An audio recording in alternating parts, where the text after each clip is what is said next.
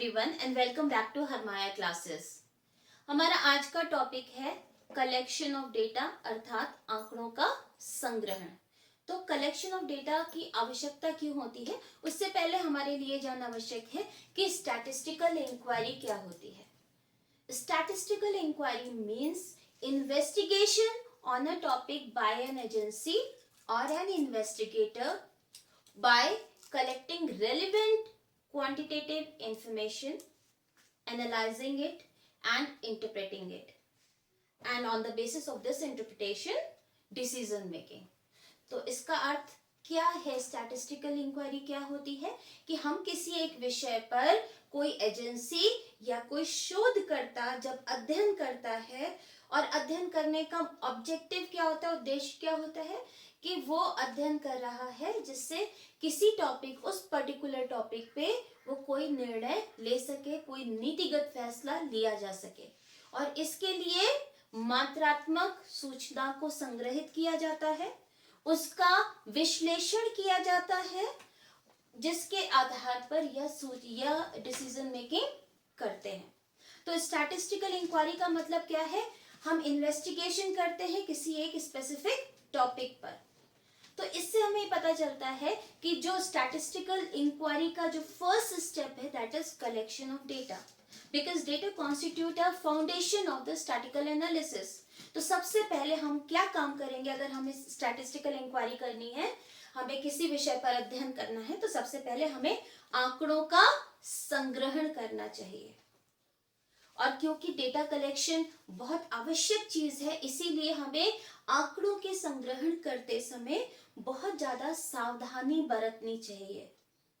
Because if we do not exercise utmost care while collecting data, then the result will be false and inaccurate। क्योंकि जब हम data collect करते हैं तो उसी का हम अध्ययन करेंगे, उसी का हम विश्लेषण करेंगे और उसी के आधार पर हम पॉलिसी बनाएंगे, नीति निर्माण करेंगे।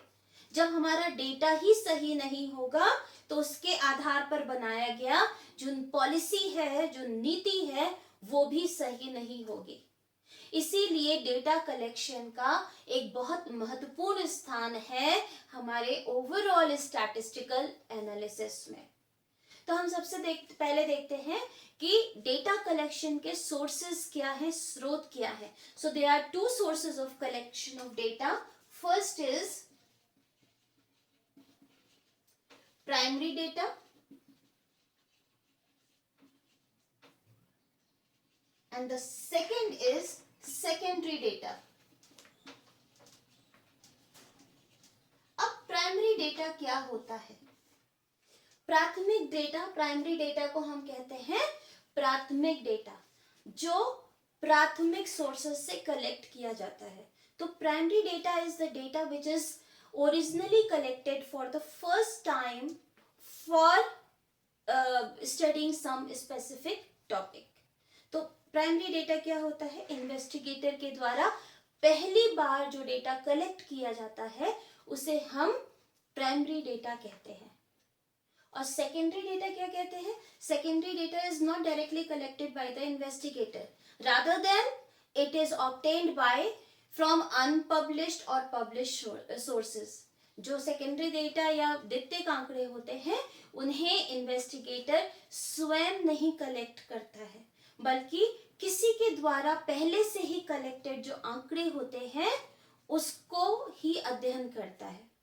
एक हम एग्जाम्पल देखते हैं, एग्जाम्पल के आधार पर हम वो डिफरेंस को क्लियर भी कर देते हैं।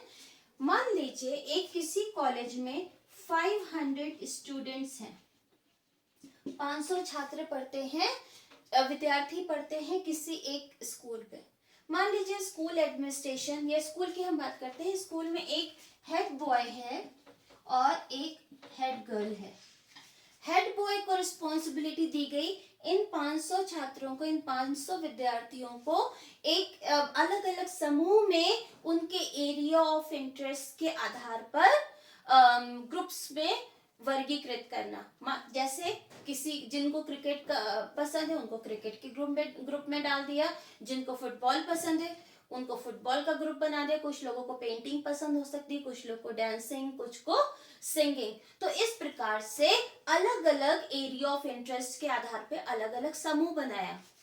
तो सपोज कीजिए बहुत सारे समूह बनाने हैं। तो अब हेड बॉय की रिस्पॉन्सिबिलिटी है ये 500 स्टूडेंट्स के ग्रुप बनाने हैं on the basis of area of interest, कि जिसको जो इंटरेस्ट है उस ग्रुप में उस बच्चे को डाल देंगे। हेड गर्ल की जिम्मेदारी है कि प्रत्येक ग्रुप में जो भी आवश्यक सामग्री है, जो भी आवश्यक किट है, उसको अरेंज करना। तो इनकी जिम्मेदारी क्या होगी? किट अरेंज करना। अब हेड बॉय के 500 स्टूडेंट है, किसको किस ग्रुप में डालना है कैसे पता चलेगा? वो क्या करेगा, एक सर्वे तैयार करेगा, हर एक बच्चे के पास जाएगा, उससे रिलेटेड जो भी इंफॉर्मेशन है उसको लेगा। अच्छा तुम्हें क्या पसंद है? मुझे क्रिकेट पसंद है, तुम क्रिकेट वाले ग्रुप में। इस तरीके से 500 बच्चों का सर्वे करेगा और उस सर्वे के आधार पर निष्कर्ष निकालेगा कि कितने ग्रुप बनने चाहिए और प्रत्येक ग्रुप में कितने बच्चे होने चाहिए। मान लीजिए पहला ग्रुप जो है हमने सिंगिंग का डाल दिया, सिंगिंग में हमारे 50 स्टूडेंट्स आ गए। सेकेंड ग्रुप हमने क्रिकेट का डाल दिया, 25 स्टूडेंट्स आ गए, एंड सो ऑन। इस तरह से हेड बॉय ने अपना काम कर दिया। तो ये जो डेटा कलेक्शन की विधि है, ये क्या है? प्राइमरी डेटा कलेक्शन है, प्राइमरी सोर्स है, क्योंकि डायरेक्टली रिस्पोंडेंट होता है जिससे हम इंफॉर्मेशन को लेते हैं। तो ये 500 स्टूडेंट्स क्या हो गए? रिस्पोंडेंट हो गए। ये क्या हुए? रिस्पोंडेंट, क्योंकि ये लोग रिस्पॉन्ड कर रहे हैं हमारी क्वेरीज को। ये हेड बॉय क्या है? ये हो गया इन्वेस्टिगेटर, क्योंकि ये डेटा को कलेक्ट कर रहा है। कैसे कलेक्ट कर रहा है? इन्वेस्टिगेशन से। तो यहां पर हेड बॉय, ये कौन सा मेथड है? इन्वेस्टिगेटर डायरेक्टली रिस्पोंडेंट के पास गया और रिस्पोंडेंट से डायरेक्ट डेटा कलेक्ट किया पहली बार, इसलिए ये वाला डेटा हो गया प्राइमरी डेटा। अब हेड गर्ल की रिस्पॉन्सिबिलिटी क्या है? हर एक बच्चे के लिए, इन 500 में से हर एक बच्चे के लिए उनके एरिया ऑफ इंटरेस्ट के अकॉर्डिंग पर किट अरेंज करना। फुटबॉल वाले बच्चे हैं उनके लिए फुटबॉल और फुटबॉल की किट अरेंज करना। जो सिंगिंग वाले बच्चे हैं उनको हारमोनियम या उससे रिलेटेड कोई किट अरेंज करना। तो इस तरीके से हेड गर्ल की भी रिस्पॉन्सिबिलिटी है कि हर एक बच्चे को उसके एरिया ऑफ इंटरेस्ट के अकॉर्डिंग किट को अरेंज करना। अब हेड गर्ल क्या करेगी? हर एक बच्चे के पास नहीं जाएगी। हेड बॉय ने जो ग्रुपिंग की है उस ग्रुपिंग के डेटा को वो देखेगी और उस ग्रुपिंग में देखेगी, अच्छा सिंगिंग में 50 स्टूडेंट्स हैं, 50 बच्चों के लिए मुझे ये माइक और ये हारमोनियम वगैरह अरेंज करना है। ओके, क्रिकेट में 25 स्टूडेंट्स हैं, अब मुझे 25 बच्चों के लिए क्रिकेट की किट खरीदनी है। तो ये क्या है? हेड गर्ल हर बच्चे के पास नहीं गई, उसने हेड बॉय से जो डेटा कलेक्टेड है उसको यूज किया। तो हेड गर्ल के लिए ये जो ऑलरेडी कलेक्टेड, यहाँ पे जो ये डेटा कलेक्शन किसने किया? हेड बॉय ने किया। ये प्राइमरी डेटा है। लेकिन जब हेड गर्ल ने इस डेटा को यूज किया तो ये डेटा क्या बन गया? ये सेकेंडरी डेटा है, क्योंकि डायरेक्टली हेड गर्ल ने, ये इन्वेस्टिगेटर ने डायरेक्टली रिस्पोंडेंट से डेटा कलेक्ट नहीं किया है। तो ये डिफरेंस होता है हमारा प्राइमरी डेटा और सेकेंडरी डेटा में। प्राइमरी डेटा डायरेक्टली रिस्पोंडेंट से कलेक्ट किया जाता है इन्वेस्टिगेटर के द्वारा, और सेकेंडरी डेटा पहले से ही किसी के द्वारा कलेक्टेड डेटा का ही प्रयोग किया जाता है, उसे हम सेकेंडरी डेटा कहते हैं। तो फिर हम एक डेफिनेशन जैसा इसमें हम लिख सकते हैं। प्राइमरी डेटा की डेफिनेशन क्या होती है? Primary data is the data which is collected by, in fact originally collected by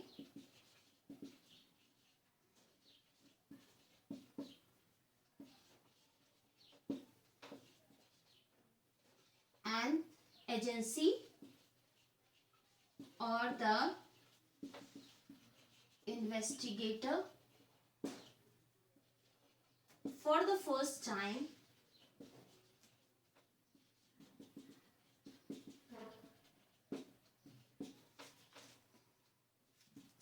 on an specific topic, क्योंकि हमें पता है कि किस जो अध्ययन करता है उसे किसी विशेष टॉपिक पर ही डेटा कलेक्ट करना होता है। जैसे मैंने एग्जांपल दिया था हेड बॉय और हेड गर्ल वाला एग्जांपल दिया था, तो एक पर्टिकुलर टॉपिक पर करना था डेटा कलेक्ट और पहली बार डेटा हेड बॉय ने कलेक्ट किया था, तो इसलिए ओरिजिनली कलेक्टेड डेटा होगा जो किसी एजेंसी या इन्वेस्टिगेटर के द्वारा किया जाता है, उसे हम प्राइमरी डेटा कहते हैं। सेकेंडरी डेटा होता है, secondary data it is not directly collected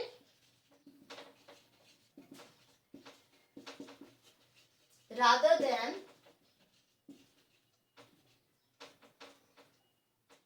it is not directly collected, rather it is obtained from some published means कि जिस चीज को पहले ही से प्रिंट किया है, पब्लिश जैसे आरबीआई के पब्लिकेशंस होते हैं या मैगजीन में कोई डेटा प्रिंट हुआ है, वो सारी चीजें पब्लिश्ड डेटा होती है। और जो चीज कहीं प्रिंट नहीं की गई है उसे अनपब्लिश्ड सोर्स कहते हैं। पब्लिश्ड और अनपब्लिश्ड सोर्स, सो ये डिफरेंस है हमारा प्राइमरी और सेकेंडरी डेटा में। Primary data first time collect किया जाता है डायरेक्टली रिस्पोंडेंट से, और सेकेंडरी डेटा रिस्पोंडेंट से डायरेक्टली नहीं कलेक्ट किया जाता है, बल्कि पहले ही किसी ने आंकड़े को संग्रहित किया हुआ है, उस आंकड़े को हम अध्ययन करते हैं। अब कौन सा डेटा हमें यूज करना है, प्राइमरी डेटा यूज करना है कि सेकेंडरी डेटा यूज करना है, ये कैसे चूज करेंगे? इसकी चॉइस डिपेंड करती है सबसे पहले आपके पास टाइम फैक्टर कितना है। अगर क्योंकि प्राइमरी डेटा है, प्राइमरी डेटा के लिए हमें हर एक रिस्पोंडेंट के पास जाना होगा, हर एक रिस्पोंडेंट से हमें डेटा कलेक्ट करना पड़ेगा, इसका मतलब उसमें टाइम ज्यादा लगेगा। उसके बाद नेक्स्ट है फाइनेंशियल रिसोर्सेज, कि फाइनेंशियल रिसोर्सेज हमारे पास कितने हैं।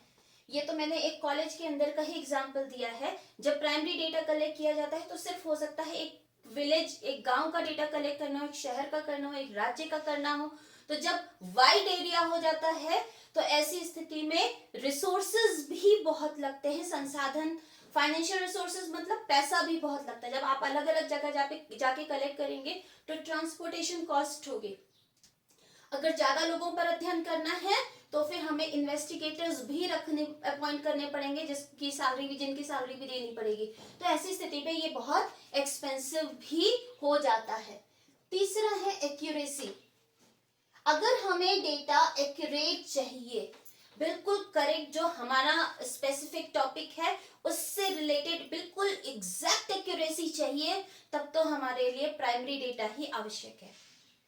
अगर हम उतनी एक्यूरेसी नहीं चाहते हैं, थोड़ी कम से भी काम चला लेंगे, तो हमारा सेकेंडरी डेटा काम कर सकता है।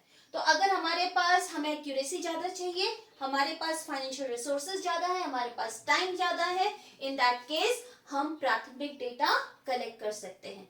लेकिन अगर इन तीन चीज, अगर एक्यूरेसी हमें उतनी नहीं चाहिए और हमारे पास टाइम भी कम है, पैसा भी कम है, तो फिर हम सेकेंडरी डेटा से काम चला सकते हैं। दैट मीन्स पहले से ही जो डेटा कलेक्ट किया गया है उससे।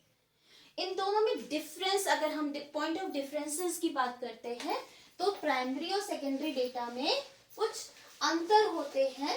कभी कभी एग्जाम में डिफरेंस पूछा जाता है। तो पहला डिफरेंस तो आपकी मीनिंग का ही है। अगर हम लिखेंगे पहला डिफरेंस तो मीनिंग का ही होगा कि ये ओरिजिनली कलेक्ट होता है, पहली बार कलेक्ट होता है, ये पहली बार कलेक्ट नहीं होता है। सेकेंड है ओरिजिनलिटी।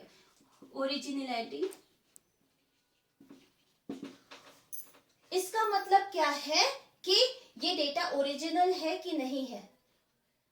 प्राइमरी डेटा क्या होता है, ये हमारा ओरिजिनल होगा और सेकेंडरी डेटा ओरिजिनल नहीं होगा। तो अगर हम ओरिजिनलिटी पे देखते हैं तो प्राइमरी डेटा ओरिजिनल है और ये ओरिजिनल नहीं है। थर्ड है टाइम। तो इसमें टाइम कैसा होगा, प्राइमरी डेटा में टाइम ज्यादा लगता है, मोर टाइम लगता है, और सेकेंडरी डेटा में टाइम कैसे है, time less time is required for obtaining secondary data. Fourth is money or cost. Cost of collecting primary data is high. On the other hand, cost of collecting secondary data is low. Why? Because it is already collected and we are just obtaining it. Next is reliability. Primary data is more reliable because we are collecting it on the basis of our requirement. हम अपनी requirement के अनुसार ही primary data को collect करते हैं. तो ये क्या है, रिलायबल कैसे है? ये डेटा हमारा क्या होता है, रिलायबल होता है. ये लेस रिलायबल होता है, ये मोर रिलायबल होता है. नेक्स्ट हमारा आता है एक्यूरेसी. जैसा अभी हमने देखा, प्राइमरी डेटा हम अपनी इंफॉर्मेशन के अकॉर्डिंग एक्यूरेटली करेक्ट करेंगे, इसलिए ये मोर एक्यूरेट होता है, ज्यादा एक्यूरेट होता है. और सेकेंडरी डेटा लेस एक्यूरेट होता है क्योंकि किसी और ने कलेक्ट किया होता है, तो मेरी रिक्वायरमेंट के अकॉर्डिंग उसको कलेक्टेड नहीं होता है. तो ये डिफरेंस होते हैं प्राइमरी डेटा और सेकेंडरी डेटा के बीच में. और चॉइस डिपेंड करती है इन्वेस्टिगेटर के पास उपलब्ध संसाधनों के ऊपर. अब हम देखते हैं कि अगर हमें प्राइमरी डेटा को कलेक्ट करना है, सेकेंडरी डेटा तो हमें पब्लिश्ड और अनपब्लिश्ड सोर्सेस से मिल जाएगा, लेकिन प्राइमरी डेटा को कलेक्ट करने की कुछ विधियां होती हैं, उनको अब हम डिस्कस करेंगे. That is methods of collecting primary data.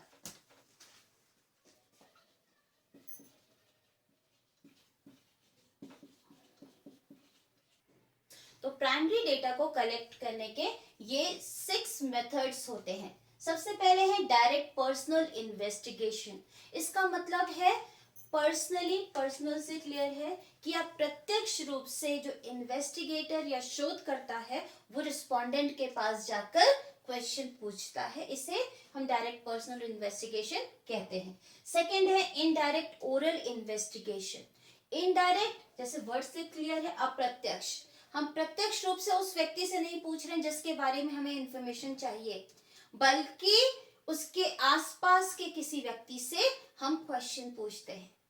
मान लीजिए अगर हमें किसी एक बच्चे या स्टूडेंट के बारे में इंफॉर्मेशन चाहिए, वो स्टूडेंट शायद कुछ समय से बहुत अच्छा पढ़ाई में नहीं रिस्पॉन्ड कर रहा है या क्लास में बहुत शांत रहता है, और हम बच्चे से पूछते हैं, बच्चा इंटरेस्ट नहीं लेता, बच्चा बताने, अपनी बातों को डिस्कस करने में शायद कंफर्टेबल ना हो, तो ऐसी स्थिति में उस बच्चे के बारे में हम उस बच्चे से नहीं पूछेंगे, बल्कि उसके माता पिता से पूछेंगे, उसके साथ रहने वाले उसके दोस्तों से पूछेंगे. दैट मीन्स उस बच्चे के बारे में जो इन्फॉर्मेशन हम कलेक्ट कर रहे हैं वो हम इनडायरेक्टली कलेक्ट कर रहे हैं अन्य सोर्सेज से. इसको बोलते हैं इनडायरेक्ट ओरल इन्वेस्टिगेशन. नेक्स्ट है information from correspondent. That means अगर हमें बहुत वाइड एरिया से इंफॉर्मेशन को कलेक्ट करना होता है और रेगुलर इंफॉर्मेशन चाहिए होती है, तो हम अलग अलग जगह पर कॉरेस्पॉन्डेंट को अपॉइंट कर देते हैं और वहां से रेगुलरली वो इंफॉर्मेशन को शोधकर्ता या इन्वेस्टिगेटर के पास पहुंचाता रहता है. यूजुअली जो न्यूज एजेंसीज इस तरह काम करती है वो ऐसे ही करती हैं कि न्यूज एजेंसी का जो ऑफिस होता है वो तो हेडक्वार्टर एक जगह होता है, लेकिन अलग अलग शहरों में, अलग अलग गांव में उनके कॉरेस्पॉन्डेंट्स होते हैं जो इन्फॉर्मेशन लेकर न्यूज जो हेडक्वार्टर है वहां पे वो इन्फॉर्मेशन को भेजते हैं. नेक्स्ट है टेलीफोनिक इंटरव्यू. टेलीफोनिक इंटरव्यू नाम से क्लियर है कि हम फोन करते हैं और रिस्पोंडेंट से इंफॉर्मेशन को कलेक्ट करते हैं. नेक्स्ट है मेल्ड क्वेश्चनायर मेथड. मेल्ड से वर्ड क्लियर है कि हम उस चीज को डायरेक्टली नहीं पूछ रहे हैं, बल्कि हमने एक प्रश्नावली बना दी है, अ सेट ऑफ क्वेश्चंस का एक क्वेश्चनायर बना दिया है, और वो या तो हमने ईमेल से भेज दिया है या बाय पोस्ट भेज दिया है, तो इसको हम बोलते हैं मेल्ड क्वेश्चनायर मेथड. नेक्स्ट है शेड्यूल्ड फिल्ड बाय एन्यूमरेटर्स. इसमें भी अगर हमारे पास एक हमने क्वेश्चनर या प्रश्नावली तैयार करके रखी है, लेकिन जो हमारे रिस्पोंडेंट हैं वो पढ़े लिखे नहीं है, इन दैट केस वो प्रश्नावली स्वयं उसका उत्तर नहीं दे पाएंगे, तो तब हम क्या करते हैं, एन्यूमरेटर्स को अपॉइंट करते हैं और वो हमारे बिहाफ पर जाके उस क्वेश्चन के फॉर्म को फिल करके उनसे क्वेश्चन पूछते हैं, उसमें आंसर लिखते हैं, जो भी रिस्पोंडेंट ने आंसर दिया है वो फिल करके हमारे पास लेके आते हैं। तो ये 6 मेथड होते हैं प्राइमरी डेटा को कलेक्ट करने की। अब हम एक एक मेथड को डिटेल में डिस्कस करते हैं। अब सबसे पहला मेथड जो हमने डिस्कस किया था वो था डायरेक्ट पर्सनल इन्वेस्टिगेशन। इसका मतलब क्या है, इन्वेस्टिगेटर रिस्पोंडेंट के पास प्रत्यक्ष रूप से डायरेक्टली जाता है, उससे इंफॉर्मेशन को कलेक्ट करता है। लेकिन ये जो मेथड है कब सूटेबल होगा, कौन सी परिस्थितियों में ये मेथड हम अप्लाई कर सकते हैं। सबसे पहले जब हमें बहुत डिटेल में इंफॉर्मेशन चाहिए होती, छोटी से छोटी बातों पर भी हमें प्रश्न पूछना होता है। तो अगर मैं एक सर्वे कर रही हूँ, मुझे बहुत सारी इंफॉर्मेशन चाहिए और उसका करेक्ट आंसर चाहिए, तो मुझे ये वाला डायरेक्ट पर्सनल इन्वेस्टिगेशन का मेथड यूज करना होगा। जब मैं रिस्पोंडेंट के पास पर्सनली जाऊंगी, उससे बातचीत करूंगी और छोटी से छोटी बात भी जो हमारे बातचीत में निकल के आएगी उसको हम लिखते जाएंगे। सेकेंड चीज है, area of investigation is limited. That means मैं अकेली अगर इन्वेस्टिगेशन कर रही हूँ तो मैं हर जगह नहीं जा सकती। अगर बहुत वाइड एरिया होगा तो मैं नहीं जा पाऊंगी। जैसे मैंने हेड बॉय वाला एग्जांपल दिया था, 500 स्टूडेंट्स हैं, एक ही कॉलेज में है, तो उसने कलेक्ट कर लिया वहां से इंफॉर्मेशन। लेकिन वो 500 ना करके अगर स्टेट या राज्य के हर कॉलेज का उसे डेटा कलेक्ट करना होता तो वो पर्सनली जाकर हर एक स्टूडेंट से नहीं कलेक्ट कर सकता था, क्योंकि वहां पे रेंज बहुत विस्तृत हो जाती है। तो ये तब हम कर सकते हैं जब हमारी रेंज, एरिया जो है इन्वेस्टिगेशन का वो छोटा हो, जिससे हर जगह पहुंचना आसान हो, कम जिन पर हमें जो रिस्पोंडेंट की संख्या है वो भी लिमिटेड हो, तभी ये पॉसिबल है। नेक्स्ट है, हमें ज्यादा एक्यूरेसी की आवश्यकता है, तब भी ये मेथड हमारा सूटेबल है, क्योंकि जब मैं पर्सनली जाके डेटा कलेक्ट करूंगी तो मुझे पता है कि मैंने जो इन्फॉर्मेशन लिखी है वो करेक्ट है, क्योंकि मेरा पर्सनल काम है, तो मैं उसे बहुत सिंसियरली उसको करूंगी। नेक्स्ट है, ओरिजिनलिटी इज इम्पॉर्टेंट। अगर मैं डेटा कलेक्ट कर रही हूँ, मैं चाहती हूँ कि इंफॉर्मेशन बिल्कुल ओरिजिनल हो, करेक्ट हो, तो फिर मैं इस मेथड को फॉलो करूंगी। लेकिन जैसे प्रत्येक चीज की अच्छाइयां और बुराइयां दोनों होती है, इस प्रकार से डायरेक्ट पर्सनल इन्वेस्टिगेशन की भी कुछ मेरिट्स होती हैं, यानी कि कुछ लाभ होते हैं और कुछ उसकी डिमेरिट्स, हानियां होती हैं। सबसे पहले हम लाभ गिनते हैं। ओरिजिनल होता है, ऑब्वियसली हमने खुद कलेक्ट किया है तो वो ओरिजिनल होगा, हमारे टॉपिक से रिलेटेड होगा। सेकेंड है, रिलायबल है, मैंने कलेक्ट किया है, मेरा अध्ययन है, मैं जो नीति बनाऊंगी मेरे डेटा पर डिपेंड करेगी, तो मैं उसको अच्छे से कलेक्ट करूंगी, उसमें कोई भी सिंसियरली उसको कलेक्ट करूंगी, गलत तरीके से कलेक्ट नहीं करूंगी। एक्यूरेट होगा, मैंने कलेक्ट किया है तो इसलिए एक्यूरेट है। फ्लेक्सिबिलिटी का मतलब है कि मैं जो डेटा कलेक्ट कर रही हूँ अपनी रिक्वायरमेंट के अकॉर्डिंग मैं प्रश्नों को घुमा सकती हूँ। अगर मुझे किसी स्पेसिफिक टॉपिक पर अगर कुछ प्रश्न पूछने हैं तो वो प्रश्न मैं अपनी आवश्यकता के अनुसार वो प्रश्न बना सकती हूँ और उस पर इंफॉर्मेशन ले सकती हूँ। और इसमें एक और फायदा होता है कि मैं पर्सनली जाके क्वेश्चन पूछ रही हूँ, तो इसका मतलब अगर रिस्पोंडेंट को क्वेश्चन नहीं समझ में आ रहा है तो वो मैं उससे बातचीत करके उसे उस प्रश्न को समझा सकती हूँ। तो एक पर्सनल टच भी इसमें आ जाता है। 6 पॉइंट्स लिख देती हूँ। पर्सनल टच, इसका मतलब क्या है कि अगर मैं रिस्पोंडेंट के पास जा रही हूँ, उसको प्रश्न नहीं समझ में आ रहा तो मैं उसको समझा सकती हूँ। दूसरी ओर अगर रिस्पोंडेंट इंटरेस्ट नहीं ले रहा, चलो मैं नहीं जवाब देता, आपने ये प्रश्न पूछा, मुझे इंटरेस्ट नहीं बताने में, तो क्योंकि मैं पर्सनली गई हूँ उसको एक बार समझाकर मोटिवेट करके अपने क्वेश्चंस के आंसर लेके आ सकती हूँ। तो एक पर्सनल टच भी रिस्पोंडेंट और इन्वेस्टिगेटर के बीच में आवश्यक होता है। नेक्स्ट है, suitable for all types of questions.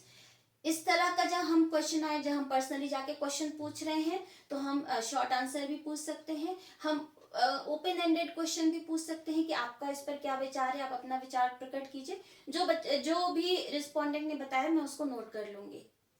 अगर मैं मेल से या सिर्फ प्रश्नावली किसी और के थ्रू भेज रही हूँ तो ये ऑप्शन नहीं होगा, तब मुझे सिर्फ एमसीक्यू या फिर एमसीक्यू जिसको हम बोलते हैं बहुविकल्पीय क्वेश्चन, या फिर यस या नो में ही आंसर लेना होगा।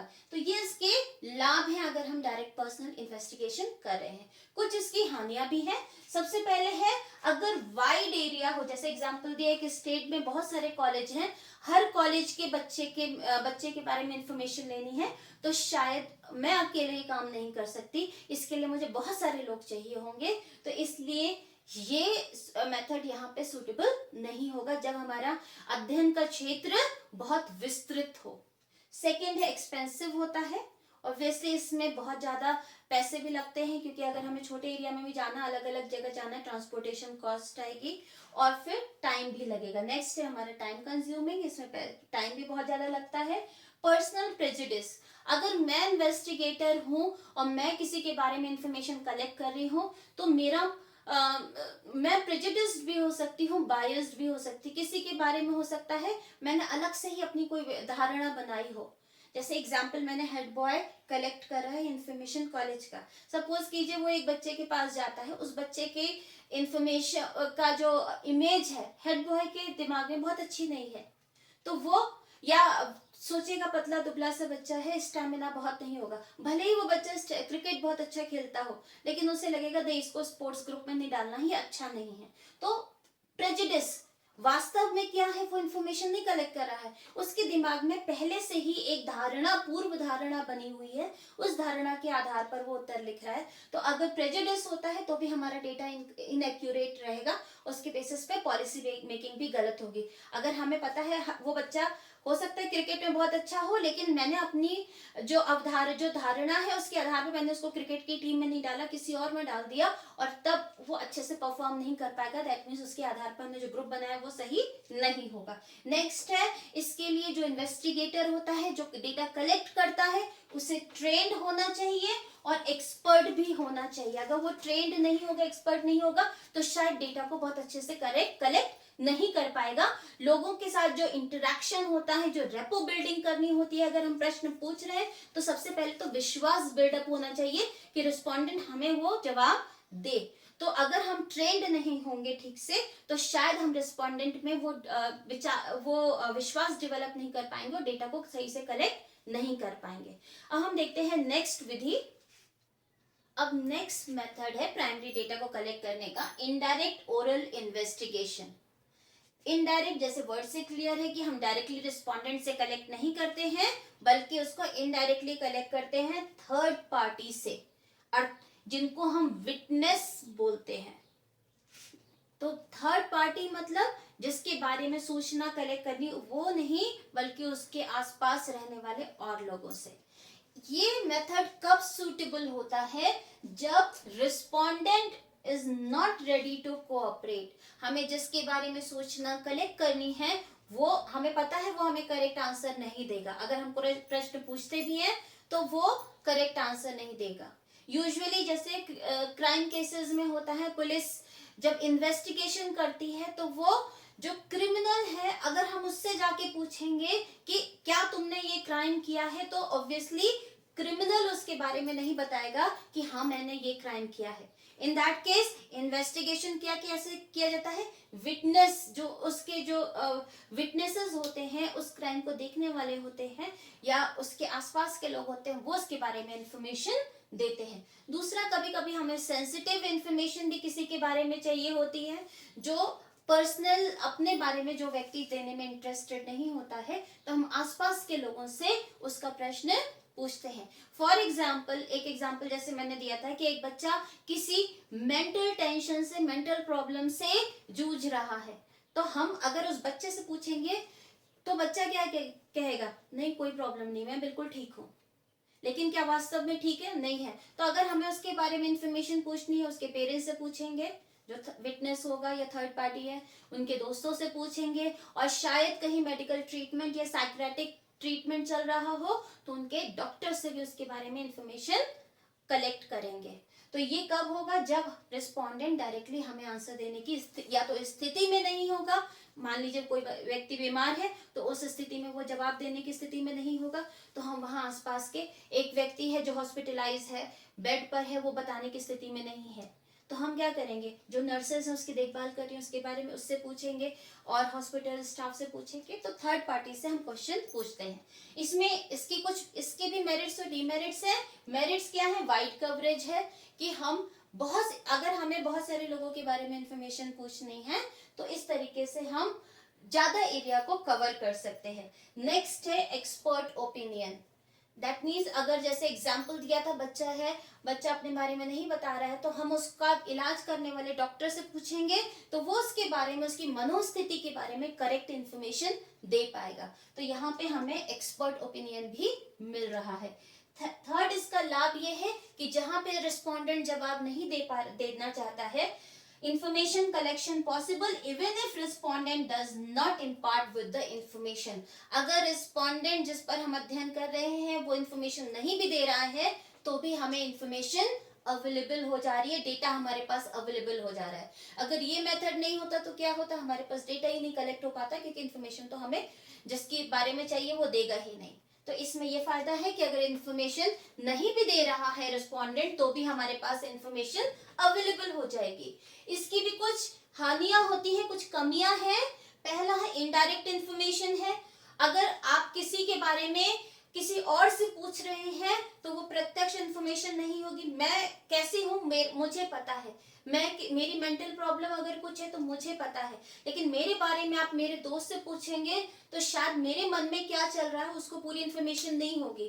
तो इस तरह से अगर इनडायरेक्ट इंफॉर्मेशन है, कोई भी व्यक्ति किसी दूसरे के बारे में पूरी तरीके से करेक्ट इंफॉर्मेशन नहीं दे सकता है, इसलिए ये इनडायरेक्ट इंफॉर्मेशन होती है, शायद उतनी एक्यूरेट नहीं होती। इसी के फलस्वरूप लैक ऑफ एक्यूरेसी भी होती है।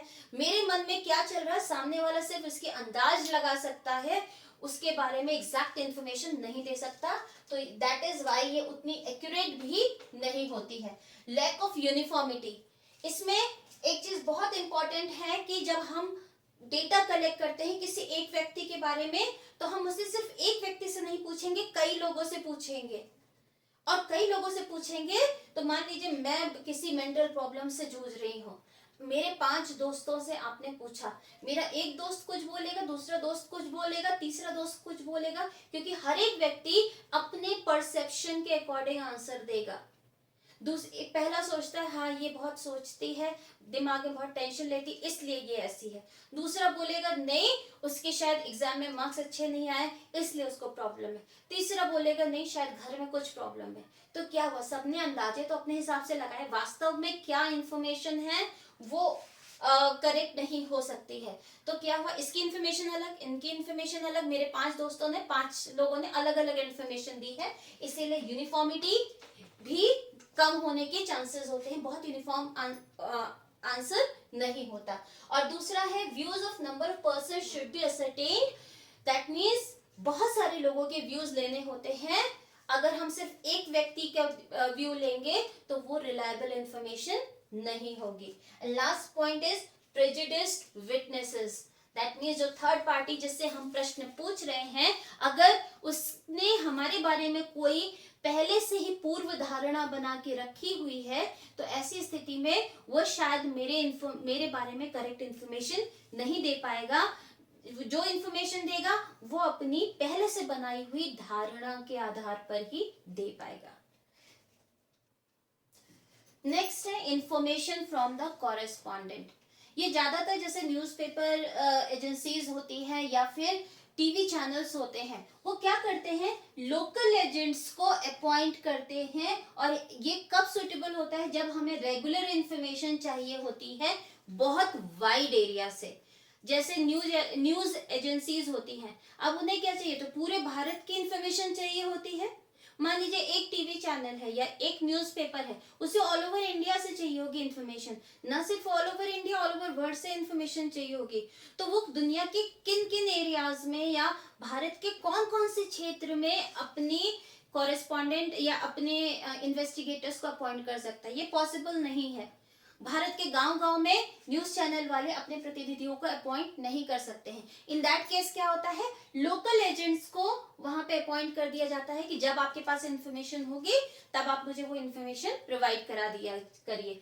ये कब चाहिए होता है, जैसे सपोज कीजिए हमें हमेशा प्राइस चेंजेस के बारे में स्टडी की जाती है, महंगाई के बारे में स्टडी की जाती है, तो फिर क्या होगा, सब्जी मंडी हो गया या फिर होलसेल मार्केट होगी, वहां पे एजेंट्स को अपॉइंट कर दिया जाता है और उनसे रेगुलर इंफॉर्मेशन को लिया जाता है। तो ये इंफॉर्मेशन फ्रॉम कॉरेस्पॉन्डेंट तब होता है जब हमें रेगुलर इंफॉर्मेशन चाहिए होती है और वाइड एरिया से, बहुत विस्तृत क्षेत्र से चाहिए होती है। तो यही चीज लिखा है, सुटेबल कहाँ होगी, जब हमारा एरिया क्या है, लार्ज है और इंफॉर्मेशन कंटिन्यूस चाहिए होगी। लेकिन इंफॉर्मेशन की एक्यूरेसी कोई जरूरी नहीं है कि वो अच्छी हो।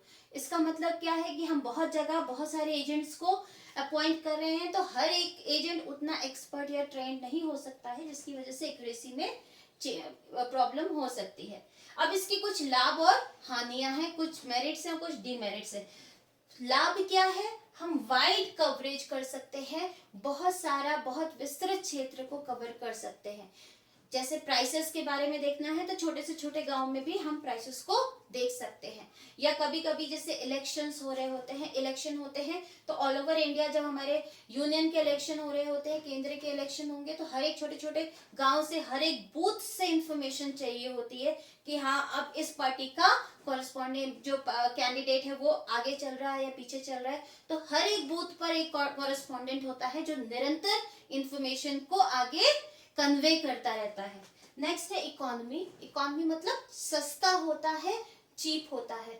अगर इतने सारे, एक न्यूज चैनल इतने सारे कर्मचारियों को अपॉइंट करेगा तो क्या होगा, लाखों कर्मचारी होंगे, इसका मतलब उनकी सैलरी भी ज्यादा होगी।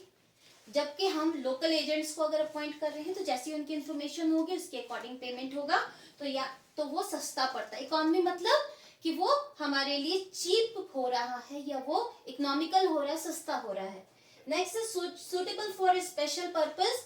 कुछ स्पेसिफिक पर्पस, अगर हमें किसी स्पेसिफिक चीज पर हमें रेगुलर इंफॉर्मेशन चाहिए होती है, जैसे प्राइस के एग्जांपल दिया, प्राइस हमें रोज इंफॉर्मेशन चाहिए होगा, आज प्राइस में ये चेंज हुआ, कल प्राइस आज ये है कल वो है, परसों प्राइस डिफरेंट थी, तो ऐसी स्थिति में हम उस स्पेसिफिक पर्पस पर इंफॉर्मेशन ले सकते हैं। जैसे इलेक्शन की एग्जांपल दिया कि बूथ पे जितनी भी इंफॉर्मेशन है कि कौन सा कैंडिडेट आगे चल रहा है, कौन सा पीछे, रेगुलर इंफॉर्मेशन मिल जाती है। दूसरा कंटिन्यूटी होती है, क्योंकि लोकल एजेंट होता है वो वहीं पर उपस्थित होता है, इंफॉर्मेशन उसको अपने आसपास से गैदर करनी होती है, इसकी वजह से वो रेगुलर इंफॉर्मेशन देने में सक्षम होगा। जो व्यक्ति, अगर किसी हम होलसेल मार्केट की बात करते हैं तो होलसेल मार्केट का ही कोई व्यक्ति होगा जिसे एजेंट बनाया जाएगा, तो प्राइसेस उसकी आसी पास हो रही है, उसे कलेक्ट करने में आसानी होगी। इन कंपैरिजन टू अगर हम अपने हेडक्वार्टर से किसी और को इन्फॉर्मेशन कलेक्ट करने के लिए भेजते हैं तो वो हमेशा वहां पे नहीं रह सकता, तो रेगुलर इन्फॉर्मेशन प्राप्त नहीं होगी। तो इसका लाभ क्या है कि हमें रेगुलर इन्फॉर्मेशन प्राप्त होगी। हानियां क्या है, यूनिफॉर्मिटी नहीं होगी, हर एक कॉरेस्पॉन्डेंट अपने अकॉर्डिंग इंफॉर्मेशन देगा, तो हर एक कॉरेस्पॉन्डेंट की जो इंफॉर्मेशन है उसमें थोड़ी अलग अलग इंफॉर्मेशन के चांसेस होते हैं। दूसरा है lack of high degree of accuracy. इसमें बिल्कुल करेक्ट इंफॉर्मेशन आने के चांसेस भी थोड़े कम होते हैं। ऐसा नहीं बिल्कुल करेक्ट नहीं आएंगे, लेकिन जो एक्यूरेट होगा, एग्जैक्टली बिल्कुल आपका up to the mark correct होगा, वो इसमें पॉसिबल नहीं होता है। दूसरा टाइम कंज्यूमिंग भी होता है, हमें हर कॉरेस्पॉन्डेंट्स हमारे बहुत सारे एरिया में है और हर एक कॉरेस्पॉन्डेंट पहले हमें इंफॉर्मेशन देगा, फिर हम उस इंफॉर्मेशन को कंपाइल करेंगे, तो इसमें बहुत टाइम लगता है। मैं अगर खुद इंफॉर्मेशन कलेक्ट कर रही हूँ, मेरे पास इंफॉर्मेशन है, मैं उसको साइड साइड कंपाइल भी करती जा रही हूँ, लेकिन अगर यही मैं किसी और से कलेक्ट करूंगी, पहले वो अपने एरिया में कलेक्ट करेगा, फिर वो आगे इंफॉर्मेशन बढ़ाएगा, फिर आगे इंफॉर्मेशन बढ़ाने के बाद उसको कंपाइल किया जाएगा, जिसमें वक्त ज्यादा लगता है। अब हम देखते हैं नेक्स्ट मेथड के बारे में। नेक्स्ट मेथड है हमारा टेलीफोनिक इंटरव्यूज। इसका मतलब है कि हम जो भी इन्वेस्टिगेटर है वो रिस्पोंडेंट से फोन पर बात करता है, data is collected over the telephone, चाहे वो मोबाइल हो चाहे लैंडलाइन हो, रिस्पोंडेंट को कॉल करेगा और अपने प्रश्नों को पूछ के अपने आंसर को रिकॉर्ड करेंगे। इसके ये सुटेबल कब होता है, जब लोगों के पास टाइम की कमी हो, मुझे कोई इन्फॉर्मेशन फटाफट कलेक्ट करनी है। मान लीजिए मैं किसी स्कूल में पढ़ाती हूँ और उस स्कूल के बच्चों के बारे में मुझे अपनी क्लास के बारे में इंफॉर्मेशन को कलेक्ट करना है। अब मेरे पास आजकल छुट्टियां चल रही है, कोरोना काल है, तो मैं शायद सबके पास नहीं जा पाऊँ। मैं फटाफट क्या करूंगी, कॉल करूंगी और हर बच्चे से इंफॉर्मेशन को रिट्रीव कर लूंगी। इसलिए इसका मतलब जब हमारे पास वक्त की कमी है तो हम फटाफट फोन से इंफॉर्मेशन को ले सकते हैं। इसकी एक सीमा ये होनी चाहिए कि लोगों के पास एक रिक्वायरमेंट ये है कि लोगों के पास टेलीफोन के कनेक्शन होने चाहिए। तो सुटेबल कब है, जब टाइम की कमी है और लोगों के पास फोन अवेलेबल है, तब हम इस मेथड को आसानी से यूज कर सकते हैं। इसके लाभ क्या है, इकोनॉमिकल है, सस्ता पड़ता है, हमें हर एक व्यक्ति के पास जाना नहीं पड़ेगा। जैसे मैंने अभी एग्जांपल दिया, मुझे अपने क्लास के बच्चों की इन्फॉर्मेशन चाहिए होगी। अब कोरोना में तो सब बच्चे अपने घर पर हैं। अब अगर मेरे पास फोन नहीं है, बच्चों के पास फोन नहीं, तो मुझे उनके घर पे जाके इन्फॉर्मेशन लानी पड़ेगी, जो इन्फॉर्मेशन शायद जो मेरे लिए बहुत महंगा पड़ेगा और टाइम कंज्यूमिंग भी होगा। दूसरी ओर अगर मैं फोन पर कलेक्ट कर सकती हूँ तो आजकल अनलिमिटेड प्लान्स चल रहे हैं। मैंने कॉल किया, मैं शायद 100 लोगों को, 200 300 जितनों को भी चाहूँ उतनों को अपने फोन से कॉल कर सकती हूँ और वो उतना महंगा मुझे नहीं पड़ेगा। वाइड कवरेज मतलब लार्ज एरिया को ये कवर कर सकता है, हम ज्यादा से ज्यादा लोगों को फोन के थ्रू कांटेक्ट कर सकते हैं। पर्सनली जाना हो तो एक दिन में शायद मैं 2 बच्चों से ज्यादा नहीं जा पाऊंगी, 2 या 3 बच्चों के घर, लेकिन अगर मुझे फोन से करना है तो शायद मैं 50 से लेके 100 के बीच में एक दिन में कॉल कर सकती हूँ।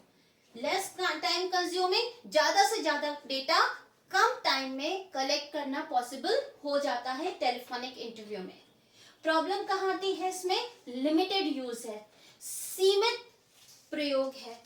इसका मतलब क्या है कि ये हर जगह फोन से कनेक्ट होना पॉसिबल नहीं है। बहुत सारे बच्चे ऐसे हो सकते हैं, बहुत सारे लोग ऐसे हो सकते हैं जिनके पास टेलीफोनिक कनेक्शन नहीं है। अपना अगर फोन का कनेक्शन नहीं है तो हम उन लोगों से कांटेक्ट नहीं कर सकते हैं। नेक्स्ट है not possible to study reactions and body language. जब पर्सनल डायरेक्ट, जैसे पहले हमने पर्सनल फर्स्ट मेथड पढ़ा था, डायरेक्ट पर्सनल इंटरव्यू, तो हम क्या करते हैं, जब हम इन्वेस्टिगेटर और रिस्पोंडेंट के आमने सामने बैठते हैं तो व्यक्तिगत साक्षात्कार जिसको बोलते हैं, उसमें क्या होगा, हम प्रश्न पूछ रहे हैं, ना सिर्फ हमें प्रश्नों के उत्तर मिल रहे हैं, हम फेस रीडिंग भी कर रहे हैं, बॉडी लैंग्वेज भी पढ़ते हैं कि हमें ये पता चल जाता है कि सामने वाला व्यक्ति करेक्ट इन्फॉर्मेशन दे रहा है कि नहीं दे रहा है। लेकिन जब हम फोन पे बात कर रहे हैं तो हमें नहीं पता चलता है कि अगली तरफ बच्चा क्या काम कर रहा है। जैसे आजकल क्या हो रहा है, ऑनलाइन स्कूल्स बंद हैं, ऑनलाइन क्लासेस हो रही हैं। जब हम लोग रेगुलर क्लासेस लेते तो क्या होता है, बच्चे हमारे सामने बैठे होते हैं, कौन सा बच्चा क्लास में इंटरेस्ट ले रहा है, कौन सा बच्चा क्लास में इंटरेस्ट नहीं ले रहा है, किसका ध्यान भटक रहा है, हमारी नजर सब बच्चों पे होती है। और अगर हमें होता है कि मेंटली बच्चा क्लास में प्रेजेंट नहीं है तो भी हमें उसकी body language and facial expression से पता चल जाता है। आजकल क्या हो रहा है, हम लोग गूगल मीट पर क्लास ले रहे हैं तो हम, बच्चा दूसरी तरफ है, हम कंप्यूटर के इस तरफ है, हमें नहीं पता चलता कि वो हमारी क्लास अटेंड भी कर रहा है कि नहीं अटेंड कर रहा है, म्यूट करके बच्चा कहीं चला जा रहा है, या फिर बैठा भी है तो वो ध्यान दे रहा है क्लास में कि नहीं दे रहा, नहीं पता चल पाता है। यही प्रॉब्लम हमारे टेलीफोनिक इंटरव्यूज में भी आती है कि हम जो रिस्पोंडेंट है उसके रिएक्शंस को स्टडी नहीं कर पाते हैं। अब हम देखते हैं नेक्स्ट मेथड के बारे में। अब हमारा नेक्स्ट मेथड है mailed questionnaire method. Mailed questionnaire method को मतलब है कि हम प्रश्न, क्वेश्चनर क्या होता है, प्रश्नावली, प्रश्नावली मतलब प्रश्नों का समूह। हम आगे प्रश्नावली के बारे में भी अगले लेक्चर में डिस्कस करेंगे। तो मेल्ड क्वेश्चनर मेथड का मतलब है कि कुछ प्रश्नों के समूह को, set of questions is prepared by the investigator. जो शोधकर्ता होता है प्रश्नों की एक सूची बनाता है और उस सूची को या तो डाक के द्वारा बाय पोस्ट सेंड करता है या फिर बाय ईमेल के द्वारा सेंड किया जाता है। दैट मीन्स मान लीजिए मुझे किसी पर इंफॉर्मेशन चाहिए, मैंने 20 क्वेश्चन की एक प्रश्नावली बनाई और मैंने उसको ईमेल कर दिया, और उसके बाद ईमेल करने के बाद वो व्यक्ति उस इंफॉर्मेशन को मुझे वापस भरकर ईमेल से ही भेजेगा। अगर ईमेल की सुविधा उपलब्ध नहीं है तो मैं पोस्टल सर्विस यानी कि डाक के द्वारा भी भेज सकती हूँ। इसमें एक कवर लेटर बनाया जाता है। कवर लेटर में रिक्वेस्ट की जाती है, जो रिस्पोंडेंट या इन्फॉर्म सूचना देने वाले इन्फॉर्मेंट्स होते हैं उनसे रिक्वेस्ट की जाती है कि आप कृपया इस सर्वे का उद्देश्य क्या है इसके बारे में बताया जाता है, उस सर्वे को फिल करके वापस भेजने की, एक निश्चित समय सीमा के अंदर वापस भेजने की रिक्वेस्ट की जाती है। और साथ में प्रश्नों का वो सेट ऑफ क्वेश्चंस होते हैं जो उन्हें भरने होते हैं। मिनट्स क्या होती है? जब हमारे जो रिस्पोंडेंट्स हैं वो वाइड ज्योग्राफिकल एरिया, एक विस्तृत भौगोलिक क्षेत्र में बिखरे हों। दैट मीन्स जैसे भारत, हमें इंफॉर्मेशन चाहिए कि कितने लोग भारत में ऐसे हैं जो क्रिकेट में इंटरेस्ट रखते हैं, तो बहुत सारे लोग ऐसे होंगे। तो ऐसी एरिया में, ऐसी स्थिति में मैं हर एक भारतवासी के पास तो नहीं जा सकती। 135 करोड़ की हमारी पॉपुलेशन है, तो ऐसी स्थिति में अप्रोक्सीमेटली 135 करोड़ की पॉपुलेशन, तो 135 करोड़ के पास मैं नहीं जा सकती। मैं ईमेल जितना मैक्सिमम पॉसिबल होगा उतने लोगों के पास ईमेल भेज सकती हूँ या बाय पोस्ट भेज सकती हूँ। तो ऐसी स्थिति में मैं ज्यादा से ज्यादा इंफॉर्मेशन को कलेक्ट करने में सफल हो सकती हूँ। तो जहाँ पे वाइड ज्योग्राफिकल एरिया में लोग बिखरे हो वहां पे ये मेथड सूटेबल है। दूसरा, ये सस्ता भी पड़ता है। मैं अपने घर में बैठ के मैंने ईमेल भेज दी और लाखों लोगों के पास वो ईमेल पहुंच गई।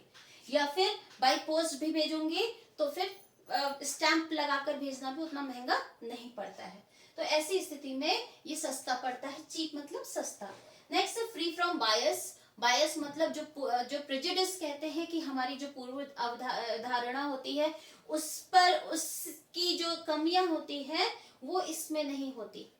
क्यों? क्योंकि जैसे व्यक्तिगत साक्षात्कार या टेलीफोनिक में होता है कि हम, इन्वेस्टिगेटर स्वयं उत्तर लेता है, उत्तर को रिकॉर्ड करता है, लिखता है। हमने सिर्फ प्रश्न पूछा, सामने वाले में जो आंसर बताया वो मैंने लिखा, लेकिन उस सामने वाले ने जो चीज बताई है उसको मैं अपने अकॉर्डिंग रिकॉर्ड करूंगी। लेकिन जब जिससे हमने प्रश्न पूछा है उसी ने आंसर लिख के भेजा है, तो फिर ये बायस या प्रेजुडिस से फ्री होता है, इसमें वो कमी नहीं रहती। नेक्स्ट है सीक्रेसी मेंटेन रहती है।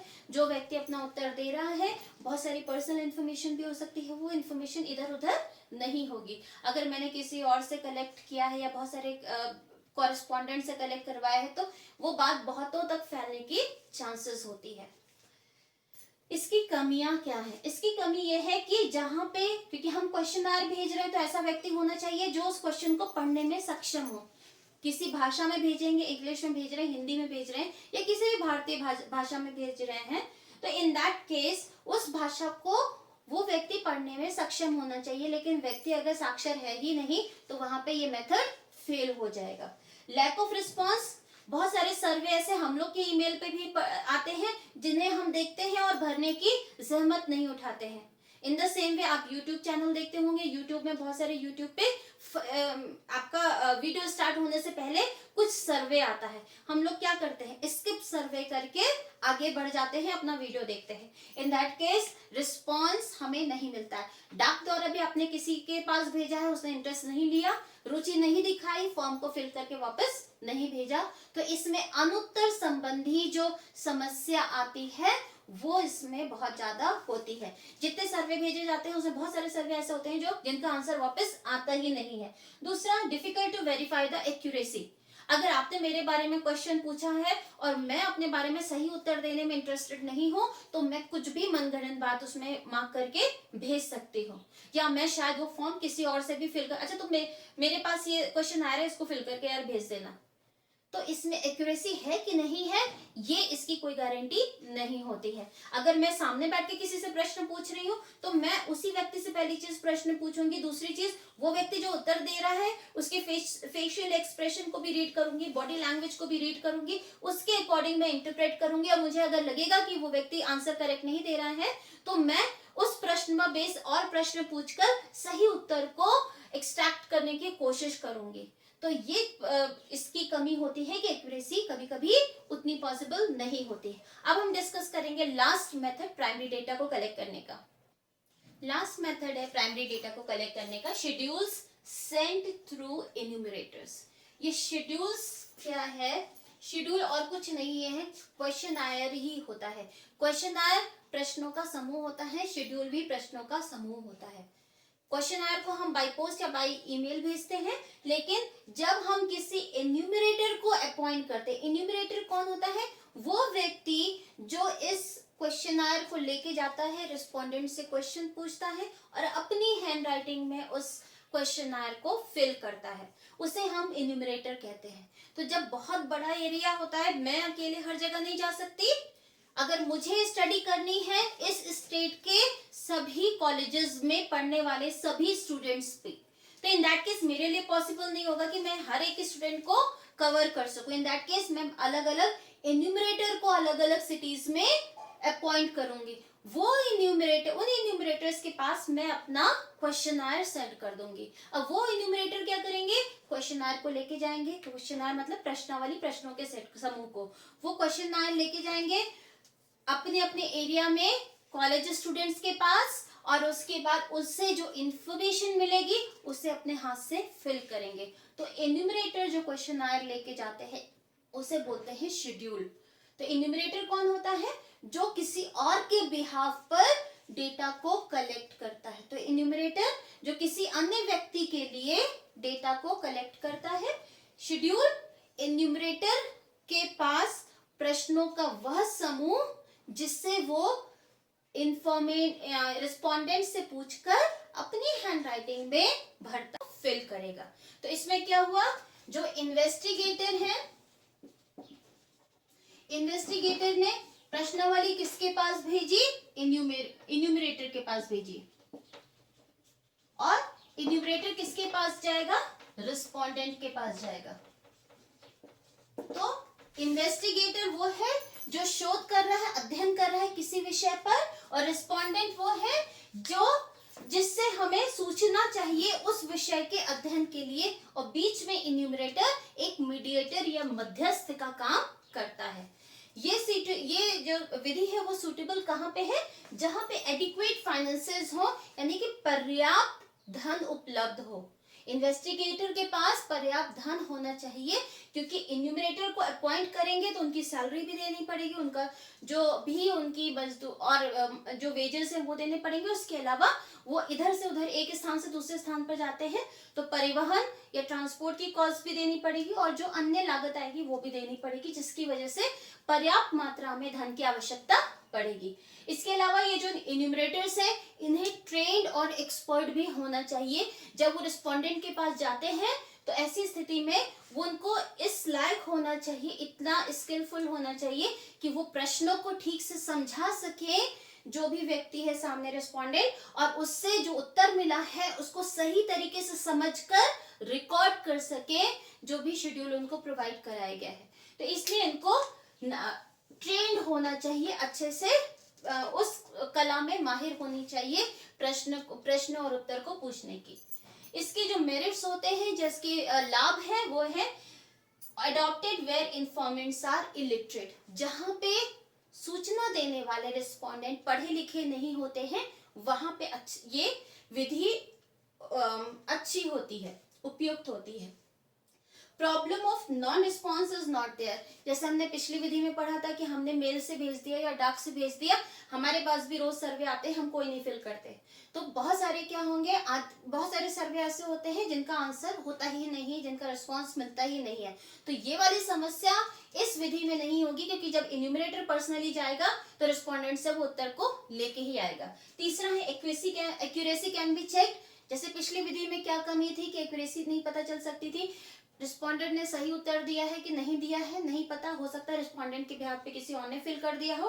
तो यहाँ पे एक्यूरेसी रहेगी, क्योंकि जो इन्यूमरेटर है वो सामने बैठ के जब प्रश्न पूछेगा तो सिर्फ फेशियल एक्सप्रेशन को रीड करेगा, बाकी क्वेश्चन को अच्छे से समझा भी पाएगा, सही उत्तर को नोट करके लाएगा। नेक्स्ट है वाइड कवरेज। इससे बहुत जो विस्तृत क्षेत्र है वहां तक इन्यूमरेटर्स को भेजना संभव होगा। एक इन्वेस्टिगेटर अकेला है तो हर जगह नहीं जा सकता है, लेकिन अगर वो अलग अलग क्षेत्रों में अलग अलग लोगों का अपॉइंट करता है तो हम बड़े एरिया को कवर कर सकते हैं। उसी तरीके से अब जैसे गवर्नमेंट जनगणना करती है, सेंसस करती है हर 10 साल बाद, तो कैसे करती है वो प्रत्येक घर में प्रत्येक मेंबर है उसके बारे में इंफॉर्मेशन को कलेक्ट करती है।